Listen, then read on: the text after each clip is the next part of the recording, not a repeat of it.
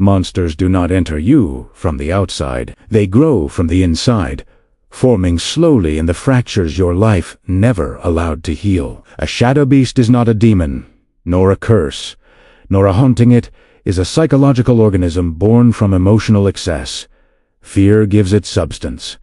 Silence gives it shape. Memory gives it teeth. What you could not face became a creature that learned to live where your voice could not. Every inner monster begins with an event too overwhelming for the mind to process cleanly. The brain, seeking survival, divides itself. One part continues forward, the other part hides the wound. This hidden part becomes a chamber where emotion stagnates. Over time, the unexpressed feeling condenses into form and instinct. A reflex, a shadow. This is the first heartbeat of a monster. In mythic terms, a shadow beast is born from an imbalance of elements. Shame becomes poison, envy becomes smoke, anger becomes fire, fear becomes water, grief becomes weight, desire becomes wind. Each emotion that you suppress too long gains density until it can no longer remain abstract. It becomes anatomical, muscled, bone, breath-shaped by whatever hurt the most. Scientifically, these monsters are behavioral constructs formed through neural repetition. The more you avoid a feeling, the stronger its pattern becomes. Avoidance trains the brain to expect danger, and expectation shapes behavior. A monster forms when the emotional system overrides reason, creating a reflexive creature that acts before you think. It is not supernatural, it is adaptive, ancient, and efficient. But poetically, monsters are memories that refuse to die. They carry your unspoken words, your unfelt grief, your unclaimed fears. They haunt you not because they wish to harm you, but because they want to be acknowledged. A monster only appears terrifying because it holds what you've spent years running from. They are guardians of the truths you abandoned when the world demanded you be stronger than you were. This encyclopedia does not seek to destroy these creatures. It seeks to name them. Every monster becomes weaker the moment you see it clearly. Every shadow loses its teeth when described. Knowledge is the blade that cuts their illusions apart. And so, with this chapter, the bestiary opens, inviting you to examine the beasts born within you, not to fear them, but to understand the human origins of their darkness. The shame serpent is often the first monster to form inside a human life. It is born in silent, small, translucent, almost harmless. But shame is the only emotion that coils inward instead of outward. It collapses onto itself, twisting tightly around your sense of identity. The more you hide from others, the more the serpent learns your shape, until eventually it learns how to tighten itself around anything that feels like truth. In its earliest form, the shame serpent is thin and barely visible, feeding on moments you dismissed as nothing.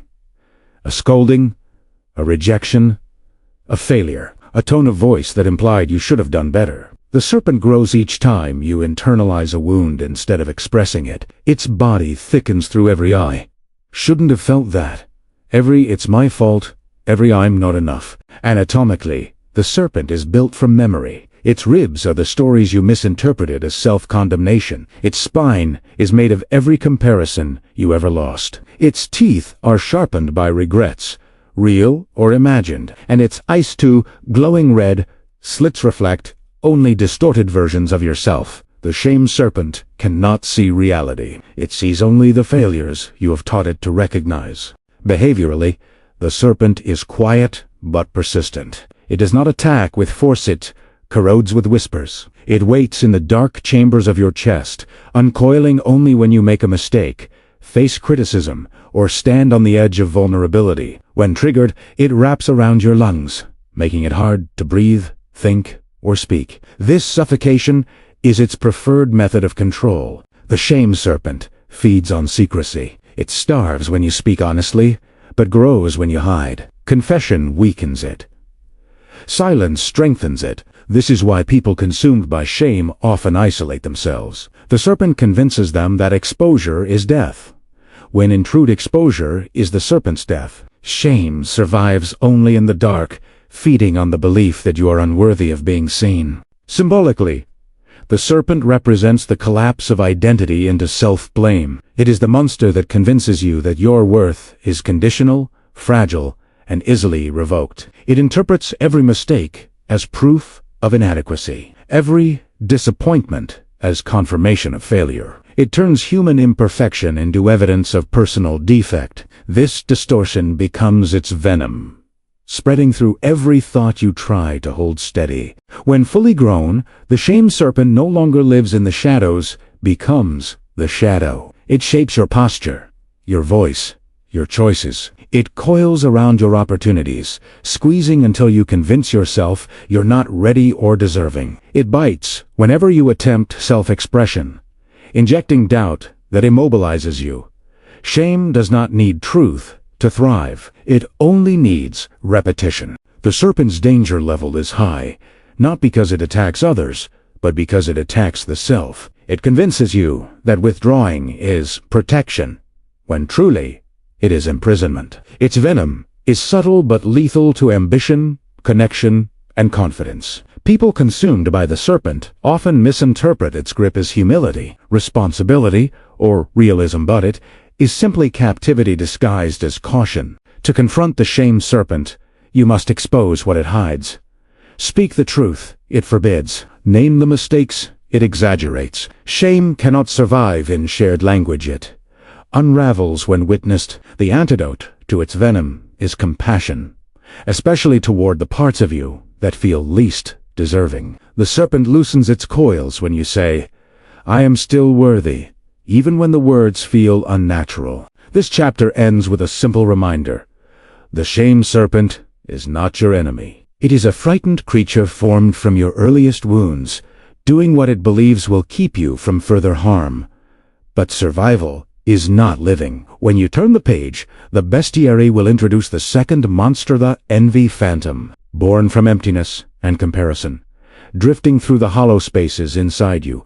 The envy phantom is not born from desire, but from deprivation. It emerges the moment you see someone living a life your wounds told you was impossible. The phantom forms as a hollow figure, lightweight, translucent, shifting. It has no bones of its own, so it steals its structure from others. Every achievement you witness becomes a rib. Every success you compare yourself to becomes a spine. This monster feeds on what you feel you lack. The phantom's earliest form is small and nearly harmless, a passing discomfort, a quiet sting. But envy is an emotion that multiplies in isolation. Left unspoken, it begins to drift behind you, mimicking your movements, studying your insecurities. It grows each time you tell yourself someone else's joy diminishes your own worth.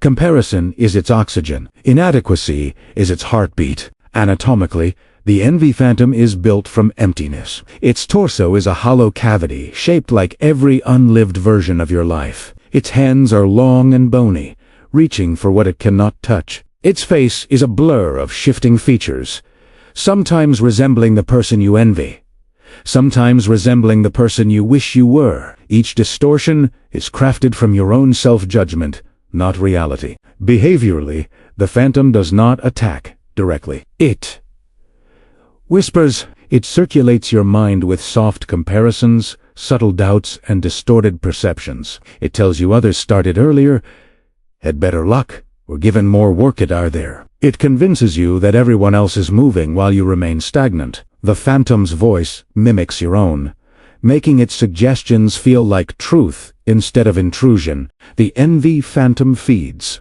on observation. Every scroll through someone else's success nourishes it. Every highlight reel becomes its feast. It grows strongest in silence when you celebrate no victories of your own and repress every disappointment. The phantom thrives in the gap between who you are and who you think you should be, stretching that gap wider until it becomes a chasm. Symbolically, the phantom represents the internal division between identity and aspiration. It is the creature formed when ambition turns into self. It is not jealous, it is grief disguised as desire. The phantom mourns the version of your life you expected, the timing you hoped for, the opportunities you missed. Envy is simply grief wearing a mask.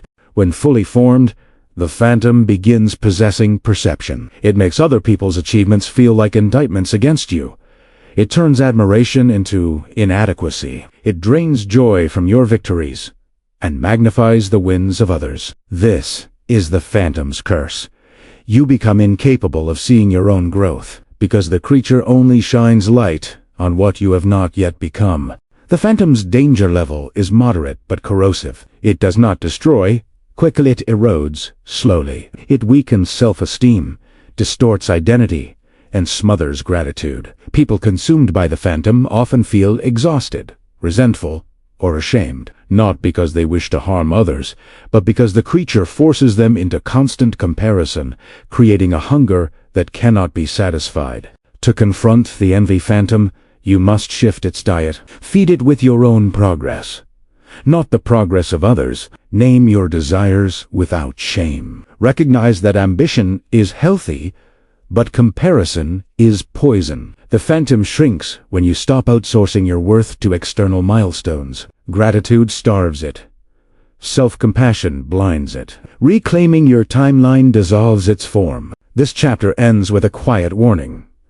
The envy phantom is not evil, it is wounded. It appears because a part of you still believes you are behind, lacking, lesser. But you are not in competition with versions of someone else. You are only in conversation with the person you were yesterday. When you turn the page, the bestiary will reveal the third monster, anger wraith, born not from rage, but from every injustice you swallowed. The anger wraith is often mistaken for violence, but in truth, it is born from suffocated emotion. It forms when pain has nowhere to go, when boundaries are crossed too many times, when your voice is ignored until it fractures. Anger is not the wraith repression. A human being can withstand only so much dismissal before something inside ignites. The wraith is that ignition given shape, heat, and memory. In its earliest form, the wraith is a flicker barely more than a spark inside the chest. It appears during small injustices, broken promises, subtle humiliations. At first,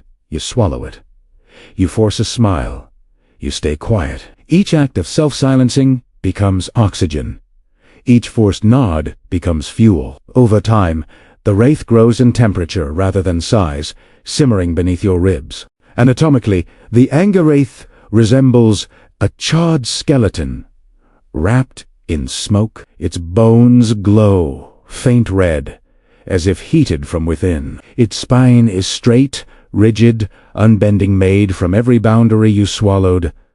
Its hands are claws of ember. Its heart is a molten core, pulsing with every injustice you pretended didn't hurt. The wraith's form is built from heat stored rather than released. Behaviorally, the wraith has two modes: stillness and eruption. In stillness, it sits curled beneath your sternum, radiating quiet, discomforted jaw, clenched fists, shallow breath. In eruption, it bursts through your composure, reacting before your mind can process. This is why people often regret their anger. The wraith acts from stored pain, not current context. It defends old wounds with present force. Contrary to myth, the wraith is not destructive by nature. It becomes destructive when ignored. Its purpose is protective. It rises to defend the parts of you that were never defended. The problem is not the wraith's existence. The problem is the years you spent denying its warnings. Anger is the body's way of saying, something was wrong, and no one listened. The wraith becomes louder only when unheard. The anger wraith feeds on suppression. Each time you choose silence to avoid conflict, it grows hotter. Each time you tell yourself, it's fine, it expands. Each time someone crosses a boundary you never voiced, the wraith interprets it as abandonment. Unexpressed needs turn into fire. Swallowed frustration becomes pressure. Pressure becomes combustion. Combustion becomes the wraith. Symbolically, the wraith represents the part of you that knows you deserved better. It is righteous, even when messy. It remembers every time you stayed small for someone else. It remembers every time your kindness was mistaken for weakness, every time your forgiveness was weaponized. The wraith is the archivist of every unresolved hurt. It carries your forgotten anger with perfect recall. When fully formed, the anger wraith stands tall behind your eyes. It influences your tone, your reactions, your impulses. It teaches you to expect disappointment, to preemptively defend yourself, to strike before you can be struck. This is not cruelty, it is fear wearing armor. The wraith does not hate others. It hates the moment you abandoned yourself for the comfort of others. To confront the anger wraith, you must give it a voice that is not destructive. Speak boundaries before they break. Admit hurt before it festers. Let yourself feel anger without shame. The wraith cools when acknowledged. It burns when ignored. Emotional honesty is its only antidote. Every clear no, every honest that hurt, every courageous boundary loosens the wraith's molten grip. This chapter ends with a crucial truth. The anger wraith is not a monster to destroy, but a guardian to retrain. It was born to protect you, not punish you. When its fire becomes direction instead of explosion, it becomes one of your strongest allies. Turn the page, and the bestiary will reveal the next creature, thy abandonment wolf, the starving sentinel howling inside the space where affection failed. The abandonment wolf is born the first time love leaves without explanation. It begins as a whimper deep inside the emotional body, a sound too soft to name but too sharp to forget. This creature takes shape when someone you depended on disappears, physically or emotionally, teaching your nervous system that leaving is always possible. The wolf learns your heartbeat, then so it can outrun it later. In its earliest form, the wolf is small, frightened, and starving. It follows you quietly, seeking reassurance in every interaction. When someone takes too long to text back, the wolf trembles. When someone cancels plans, it growls. When someone grows distant, it panics. This is not neediness. It is the wolf remembering the first time you were left behind and swearing, it will never let you feel that helpless again. Anatomically, the abandonment wolf is built from absence. Its fur is made of shredded expectations. Its ribs show through its skin, representing all the affection it never received. Its eyes glow a pale, desperate gold always, searching, scanning, anticipating loss. Its tail is jagged, broken in places, a reminder of every goodbye that came without warning. This monster is not vicious by nature, it is hungry. Behaviorally, the wolf oscillates between clinginess and retreat. Sometimes it pushes you toward people, begging for closeness. Other times it drags you away, convinced that leaving first is safer than being left. The wolf cannot distinguish love from threat because the first love it understood was the one that vanished. It growls at affection and howls at scarcity, unable to rest in either state. The abandonment wolf feeds on inconsistency, unanswered messages, half-love hot and cold relationships, people who appear briefly, then disappear when you begin to trust. Every unpredictability becomes a meal. The wolf learns to detect the slightest shift in tone, expression, or timing. You think you're being intuitive, but often it is simply the wolf anticipating a loss that may not exist. Symbolically, the wolf represents the primal fear of being emotionally unprotected. It carries the memory of childhood moments when attention vanished, when affection was conditional, when stability fractured.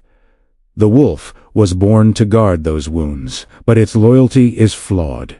Instead of protecting your heart, it keeps it in a constant state of alertness. Safety feels temporary. Love feels dangerous. When fully grown, the wolf becomes territorial. It bites at anything that feels like distance. It growls at ambiguity. It snaps when someone gets too close, and whimpers when they pull away. You might interpret this as anxiety, overthinking, or insecurity, but these are only symptoms. The true cause is hunger. The wolf is starving for reassurance it never received when it needed it most. The wolf's danger level is high, not because it attacks others, but because it attacks potential. It sabotages relationships by jumping to conclusions, assuming rejection, or pulling away before intimacy forms. It teaches you to misread neutrality as abandonment, boundaries as rejection, and independence as indifference. The wolf cannot understand nuance, only presence or absence, safety or danger. Default text. To confront the abandonment wolf, you must feed it what it was denied. Stability, consistency, reassurance. It calms when you self-soothe instead of outsourcing safety. It sleeps when you remind yourself, this pause is not a goodbye. The wolf learns new patterns through evidence, not logic. Each moment of secure connection rewrites its instincts, teaching it that not every silence is a threat. This chapter ends with a truth whispered by the wolf itself.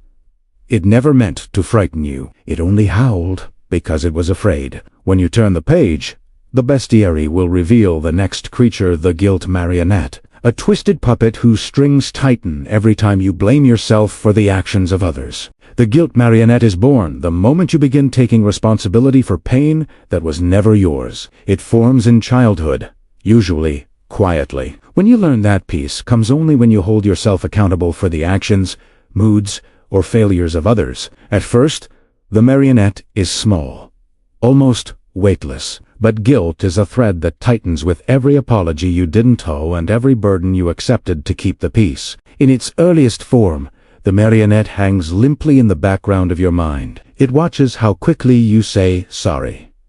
It studies how often you over-explain your existence. It memorizes every moment when someone else's disappointment made you feel defective. Each of these memories becomes a string thin, invisible, but strong enough to guide your movements before you even realize you're being pulled.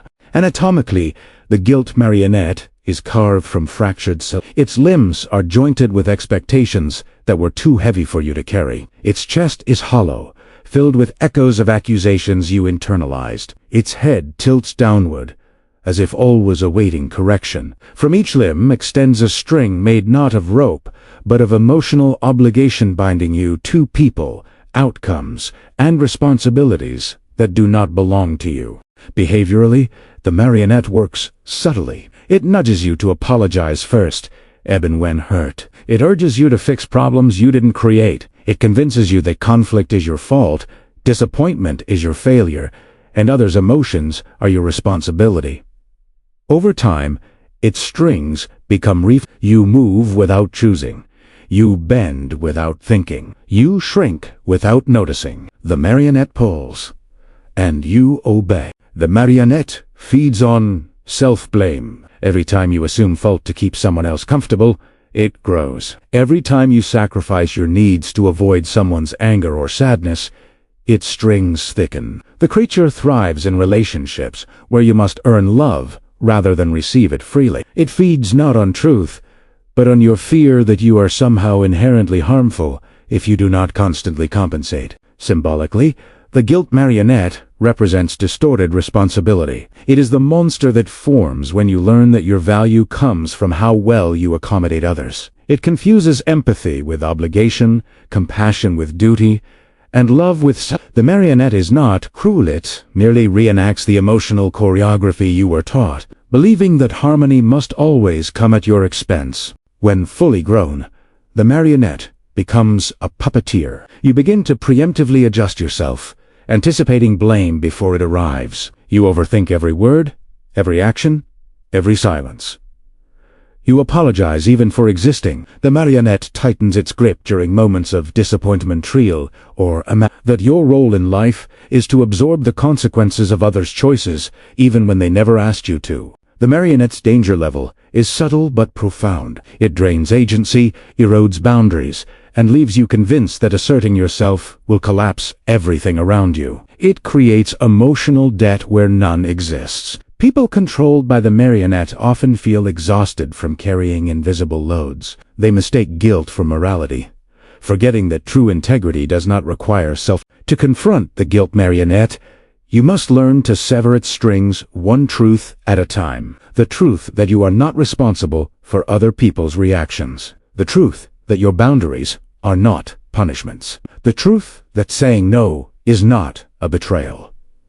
As you reclaim your autonomy, the strings loosen. As you prioritize your well-being, the creature's posture slumps. Guilt fades when replaced with self-respect. This chapter closes with a quiet revelation. The guilt marionette never wished to control you, it only feared what would happen if it didn't. It believed your safety depended on compliance, but safety built on self-erasure is not. Safety at its captivity. When you turn the page, the bestiary will reveal the next creature, the numbness parasite, a soft, pale monster that protects by taking away the ability to feel. The numbness parasite is born when feeling becomes too dangerous to survive. It appears during overwhelming emotional overload, when grief floods the system, when fear becomes unbearable, when heartbreak fractures the self so deeply that sensation itself becomes a threat. In that moment, your psyche summons a soft, pale creature to blur the edges of your awareness. It is not cruel. It is anesthesia in monster form. In its earliest stage, the parasite is silent, almost invisible. It curls around your nerves like a cool mist. At first, you feel relief. The pain becomes distant. Your mind quiets. Your chest loosens.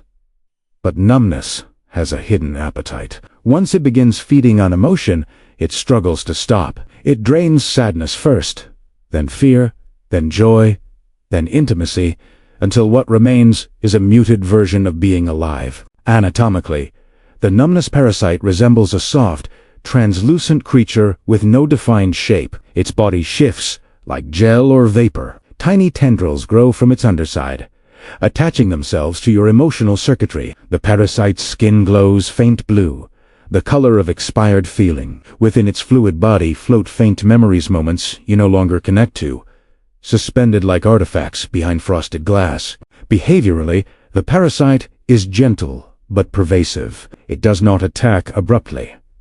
It dissolves gradually. It wraps itself around your nervous system, dampening sensation. You may not notice its presence at first. You simply feel less hurt, less anger, less fear, but also less joy, less love, less passion. It mistakes protection for erasure, and in doing so, it shields you by hollowing you. The parasite feeds on avoidance. Each time you push down emotion, it grows thicker. Each time you distract yourself instead of feeling, it spreads. Each time you say, "I'm fine," while your chest aches, the parasite consumes the feeling before you can process it. Over time, you forget what certain emotions used to feel like. The parasite has eaten them, metabolizing sensation into numb quietness. Symbolically, the numbness parasite represents emotional frostbite, a survival response turned chronic. It is the monster formed when the body decides that feeling is too risky. It confuses absence with safety, emptiness with peace. But numbness is not peace. It is suspended suffering, a paused wound, a frozen river. The pain does not disappear. It waits beneath the surface, unprocessed and unchanged. When fully grown, the parasite merges with your identity. You no longer say, "I feel numb." You say, "Nothing affects me anymore." It dulls your reactions, blurs your inner world, and makes life feel like a series of tasks rather than experiences. You disengage from relationships, ambitions, creativity. Emotional distance becomes your default, not because you choose it, but because feeling has become foreign. The danger of the numbness parasite is insidious. It keeps you functioning while slowly disconnecting you from yourself. People controlled by this creature often look stable from the outside, yet internally feel like ghosts. They cannot cry, cannot erupt, cannot ignite. They live underwater. This makes the parasite one of the most deceptive monsters. It presents survival while quietly draining life. To confront the numbness parasite, you must thaw slowly. Forcing emotion back will shatter you. Gentle warmth is the cure. Start by acknowledging the absence. Then notice tiny sensations: the temperature of your breath, the weight of your chest, the tug of forgotten feelings. The parasite retracts. When you reconnect with your body, feeling even 1% more than yesterday weakens it significantly. This chapter ends with a truth the parasite cannot erase. You are born to feel, not to shut down. Numbness was never failure. It was protection during a moment when pain exceeded your ability to cope. But protection is not living. When you turn the page, the bestiary will reveal the next creature, the loneliness lurker, a silent figure that appears whenever your soul begins to echo in an empty room.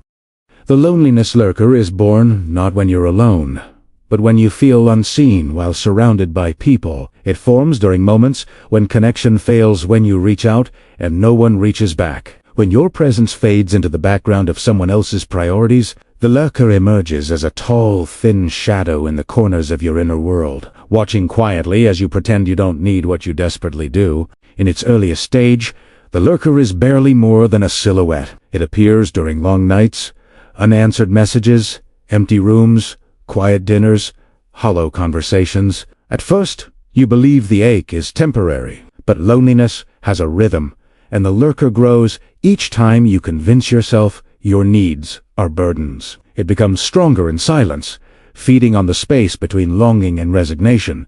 Anatomically, the loneliness lurker has no mouth, for loneliness rarely speaks. Its face is a smooth, reflective void, mirroring your expression back at you. Its limbs are elongated as if stretched by all the moments you reached for someone who wasn't there. Inside its chest floats a small, dim, embryo forgotten desire for closeness. The lurker is not empty by nature. It was emptied by experience. Behaviorally, the lurker does not move toward you. It waits, always in the corner of your emotional vision. It steps closer when you feel disconnected, withdrawing your energy, dulling your enthusiasm, whispering that you are forgettable. The lurker's presence intensifies during transitions, new cities, new relationships, new losses. Change wakes it. Silence feeds it. Isolation empowers it. The loneliness lurker feeds on emotional distance, especially the distance inside relationships. A partner who stops listening. A friend who becomes inconsistent. A family that loves but never understands. The lurker grows stronger when affection becomes rare, when presence fails to equal connection. Loneliness is not the absence of people, it is the absence of resonance. Symbolically, the lurker represents the fracture between your inner world and the world around you. It embodies the belief that no one truly sees you, that no one truly knows you, that intimacy is fragile, conditional, temporary. The lurker carries the memory of every time you stayed quiet to keep the peace, every time you suppressed your depth because others preferred your surface. When fully grown, the loneliness lurker alters perception. You begin interpreting neutral silence as rejection, busyness as abandonment, emotional distance as personal failure. You withdraw further, certain your presence is a burden. The lurker thrives here, creating a loop where isolation feeds loneliness, and loneliness feeds isolation. This is how it becomes one of the most persistent monsters in the psyche. The danger of the lurker is not dramatic, it is slow erosion. It dims joy, muffles curiosity, and dulls motivation. It convinces you that your story has no witnesses. People consumed by the lurker often appear functional but feel invisible. They stop reaching out, believing connection is a door that opens for others, but not for them. Loneliness becomes identity rather than condition. To confront the loneliness lurker, you must move toward connection, even when connection feels unsafe. This begins not with others, but with yourself. Speak your needs, re-enter your own emotional space. Create micro-moments of resonance through art, conversation, vulnerability. The lurker weakens each time you allow yourself to be seen without shrinking. Loneliness dissolves in authenticity. This chapter ends with a truth whispered from the lurker's hollow chest. You were never meant to carry your depth alone. Loneliness was not your fault, it was a mismatch between who you are and what you received. When you turn the page, the bestiary will reveal the next creature, the desire djinn, a beautiful and volatile entity, made from wants too powerful to hold and too dangerous to abandon. The desire djinn is born when longing becomes too large for the mind to contain. It forms during moments when your wants outgrow your circumstances, when something in you whispers that life could be bigger, deeper, richer, but reality offers less than your hunger demands. The djinn emerges as a beautiful, unstable creature of shimmering smoke, shaped by everything you crave but fear you'll never be allowed to have. In its earliest stage, the djinn is playful. It dances around your thoughts, offering flashes of possibility, glimpses of future lives, ideal relationships, perfect moments. But the more you deny your desires, the more the djinn mutates. Desire cannot be erased. It can only be driven underground. There, it becomes volatile. What once inspired becomes torment. What once glimmered becomes a spark waiting for fuel. Anatomically, the desire jinn is composed of swirling luminous smoke that never stays still. Its face is alluring yet indistinct always, suggesting something just out of reach. Its body is a shifting mirage, shaped by your deepest wants: success, intimacy, recognition, escape, ecstasy. Within its form float fragments of imagined futures, flashing like constellations trapped in a storm. Behaviorally, the jinn is unpredictable. It amplifies your desires when you resist them. It seduces you into fantasies when reality disappoints. It whispers possibilities, then turns them into obsessions. The jinn does not care whether a desire is healthy or destructive. It only cares that the desire is powerful. It magnifies longing until you feel restless, dissatisfied, insatiable. The desired jinn feeds on emotional hunger. The more starved you feel for affection, achievement, meaning the more intensely it glows. It thrives in deprivation, not abundance. When life feels stagnant, the jinn becomes radiant, pulling your attention toward dreams instead of responsibilities. This can inspire growth or ignite ruin. The jinn does not distinguish ambition from addiction. Symbolically, the desire jinn represents the duality of yearning. It holds both your potential and your self-satisfaction. Desire is sacred. It reveals what your soul aches for, but it can also fracture you if pursued recklessly. The jinn embodies this paradox. It knows your cravings intimately, yet it also exposes your fear of wanting too much, of being disappointed again, of reaching and failing. When fully grown, the jinn becomes a storm inside you. You feel pulled in many directions, at once yearning for intensity, novelty, transformation.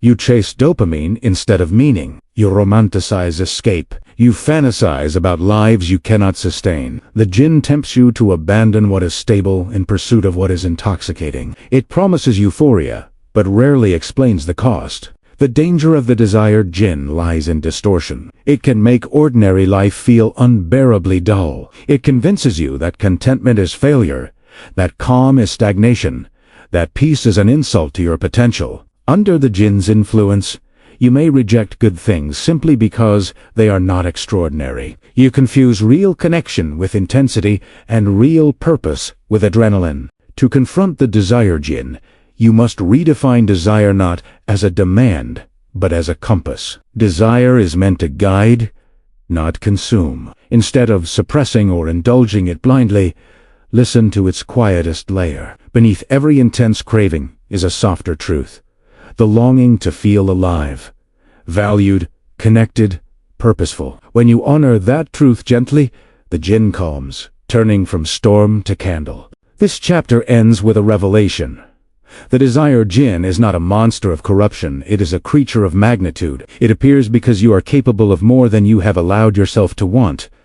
But desire without grounding becomes wildfire. When you turn the page, the bestiary will reveal the next entity, the fearial, a twisting shadow that curls inside the lungs and tightens whenever life asks you to be brave. Fear does not arrive as a scream. It slips in as a tightening in the chest. "I ill brat," a hesitation you call caution. The fearial is born the first time your body learns that danger can come without warning. It coils inside your lungs like a thin strand of shadow, waiting for the next threat, real or imagined, to give it an excuse to twist tighter around your air. It begins as a slight flutter when you try something new, when you speak up, when you step forward. You think it's normal nerves, but the more your fears go unexamined, the longer the eel grows. Each anxious thought extends its body. Each avoided risk sharpens its head. Fear is not the monster. Avoidance is. The eel feeds on every path you don't take and calls it safety. Anatomically, the fear eel is a long, sinuous strand of darkness threaded through your lungs and around your heart. Its skin ripples with faint symbols of every past scare: close calls, harsh criticisms, sudden rejections. Its eyes glow a pale, electric blue, always scanning for danger. It has no teeth. It does not need them. Its power lies in constriction, not attack. Behaviorally, the eel is hypervigilant. It reacts first and asks questions, never. A noise, a risk, a text, a glancey thing unfamiliar, and it tightens. Your breath shortens, your thoughts race, your muscles tense. The eel convinces your body you are under threat even when you are merely uncomfortable. It cannot distinguish discomfort from danger. Both feel fatal to it. The fear eel feeds on imagined futures. Every worst-case scenario you replay in your mind becomes a meal. It thrives on what-ifs, maybes, and vague threats. It urges you to anticipate pain before it happens, convinced that preparedness will protect you. But in truth, the eel only exhausts you, making you live through disasters that may never occur. Symbolically, the eel represents the nervous system stuck in survival mode. It is the monster formed when past danger trains your body to overreact to present uncertainty. It wraps itself around your choices, whispering, "Don't try, don't speak, don't move." You call it intuition, but much of what you obey is fear, wearing the clothes of wisdom. When fully grown, the fear eel limits your entire world. You avoid opportunities, conversations, and experiences that could expand you. You stay small, not because you lack potential, but because the eel squeezes tighter whenever you approach the edges of your comfort. It is easier to stay where you are than to fight for wider air. This is how fear becomes a cage. The danger level of the eel is high because it does not harm directly. It convinces you to harm your own future. Under its influence, you decline invitations, self-sabotage possibilities, and interpret every risk as a cliff. You call yourself cautious, when in truth you are constrained. The eel wants one thing only: for nothing to change, so nothing can go wrong. To confront the fear eel, you must breathe against it instead of with it. Notice when your chest tightens, when your thoughts spiral, when your body braces. Ask, is this danger or discomfort? Then choose one small action the eel does not approve of. Each act of courage, no matter how small, loosens its coils. Fear shrinks when met with proof that you can survive. This chapter ends with this reminder. The fear eel was born to keep you alive, but it does not know the difference between living and hiding. You are allowed to feel afraid and still move. Terror does not mean stop. It means you are standing at a threshold. When you turn the page, the bestiary will reveal the next creature, the regret ghoul, who digs up the graves of every choice you wish you'd made differently.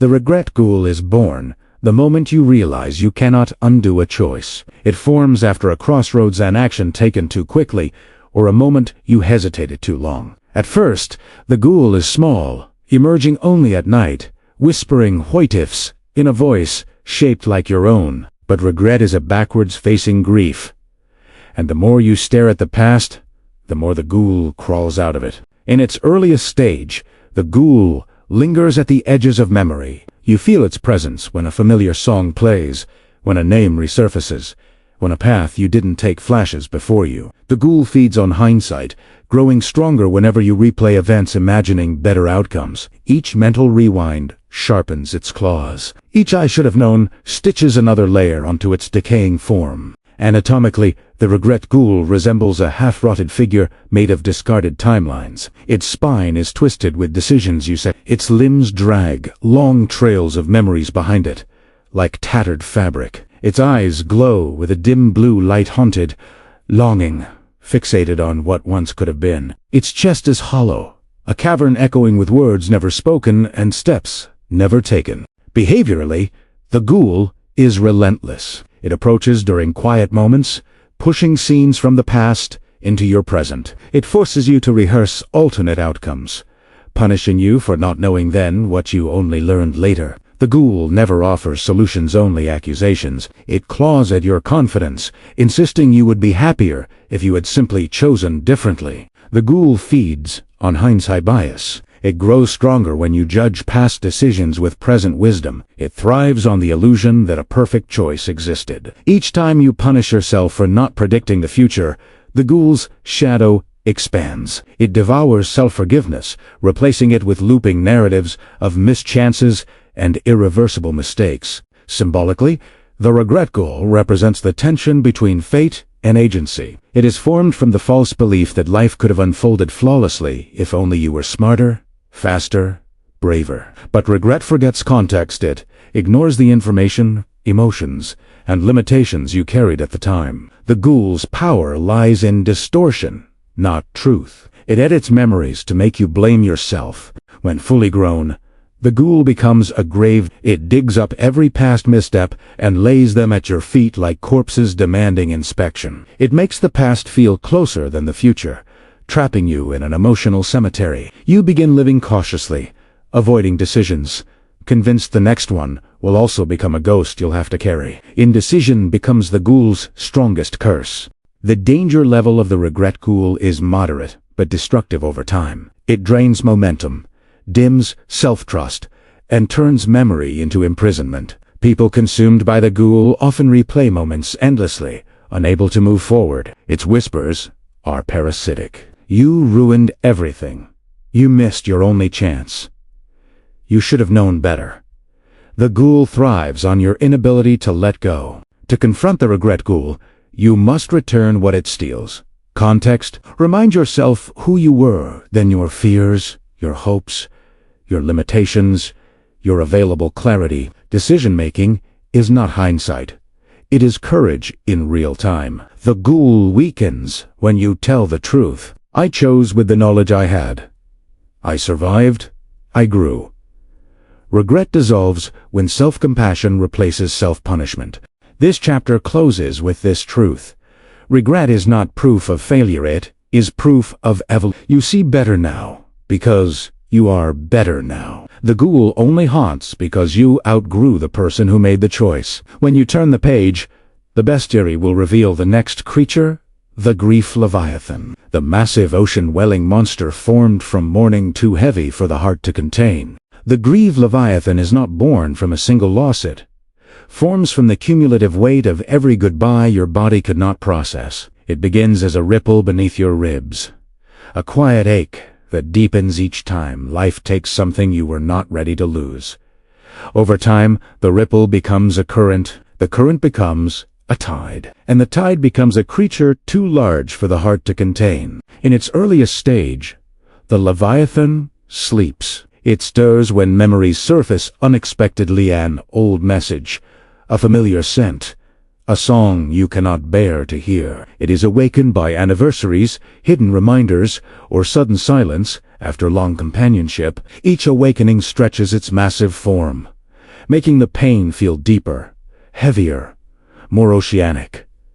Grief does not fade. It changes its shape. Anatomically, the grief leviathan resembles a colossal shadow whale, drifting through the waters of your emotional body. Its skin is covered in scars, shaped like the faces, voices, and moments you've lost. Its eyes glow a sorrowful white, reflecting memories too sacred to forget. Inside its vast body echo the sounds of suppressed cries, every tear you swallowed to stay strong for others. Behaviorally, the leviathan moves slowly, but with devastating depth. It does not thrash or scream. It sinks. It pulls your spirit downward into cold quietness, into numb heaviness, into a pressure that feels like drowning in a sea of unfinished mourning. When the leviathan rises, you feel it as sudden waves of sadness, unpredictable, overwhelming, impossible to outrun. The leviathan feeds on unresolved loss. Not loss itself. Loss is natural, but unprocessed grief.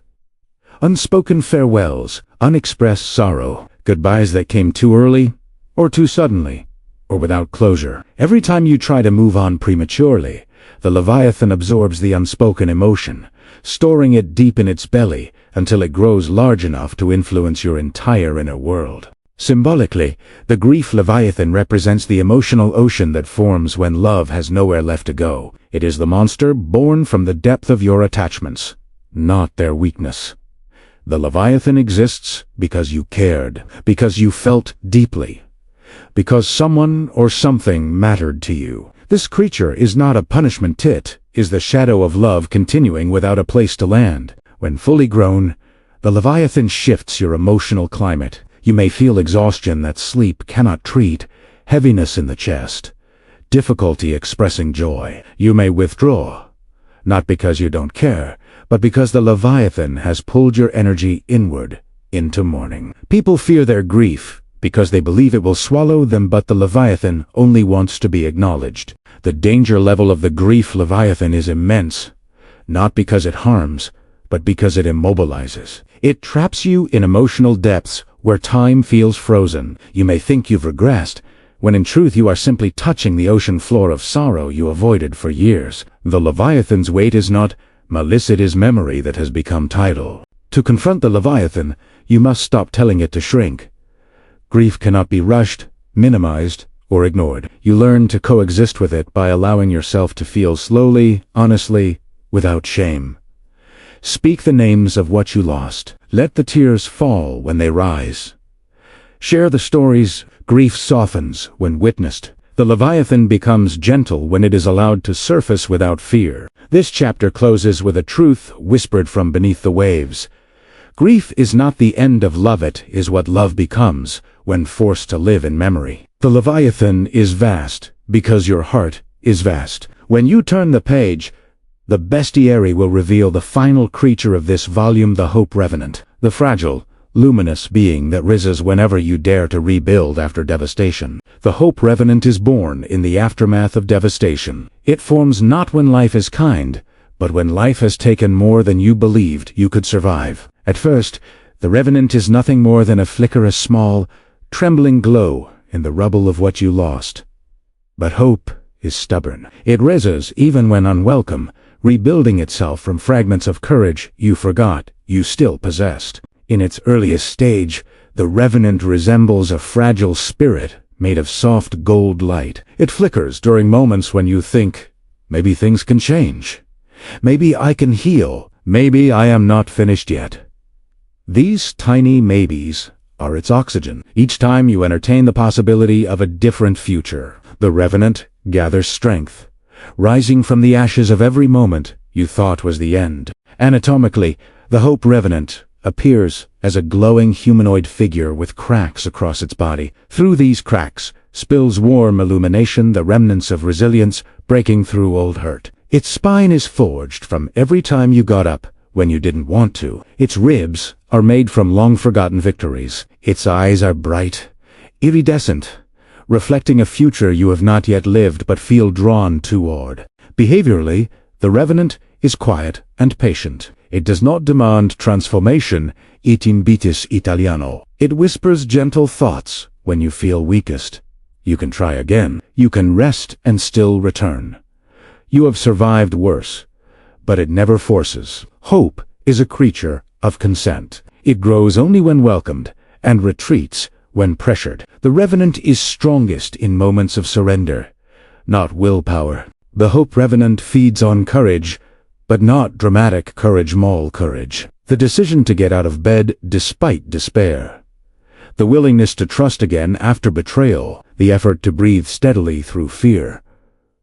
Hope does not require certainty. It requires willingness. The Revenant brightens with every tiny act of resilience. Even a single deep breath can feed it more than a grand achievement. Symbolically, the Hope Revenant represents rebirth without forgetting the past. Unlike toxic positivity, it does not deny suffering. It carries your scars openly, using them as windows for light. It teaches that hope is not the absence of pain, but the refusal to let pain be the final architect of your life. The Revenant embodies the truth that healing begins in moments too small for others to notice. When fully grown, the Hope Revenant stands tall within your inner world, illuminating the darkest corridors of your psyche. It does not erase the other monsters, it balances them. The shame serpent loosens in its light. The envy phantom dims. The anger wreath cools. The numbness parasite withdraws. Hope is the only creature strong enough to influence all others without violence. The danger of the Hope Revenant occurs only when it is starved. When ignored, hope collapses inward, becoming delusion or despair. Without grounding, it mutates into fantasies detached from reality, leading to disappointment. But when nourished with honesty and action, the Revenant becomes a guiding force, steady, luminous, and transformative. Hope is fragile only when unclaimed. To strengthen the Hope Revenant, you must give yourself permission to imagine better outcomes, even imperfect ones. Set small goals. Celebrate small steps. Offer kindness to parts of you that still tremble. Hope expands through evidence, not pressure, as you create a life that welcomes joy rather than fears it. The Revenant becomes an anchored one that keeps you steady, even when the world trembles. This volume closes with the Revenant's final truth. The monsters inside you do not exist to destroy you. They exist to reveal the places where you were forced to survive instead of grow. But the Revenant reminds you that survival is not your final form. There is more ahead, more possible, more waiting. And so the bestiary ends not with fear, but with the quiet glow of a creature that believes in you.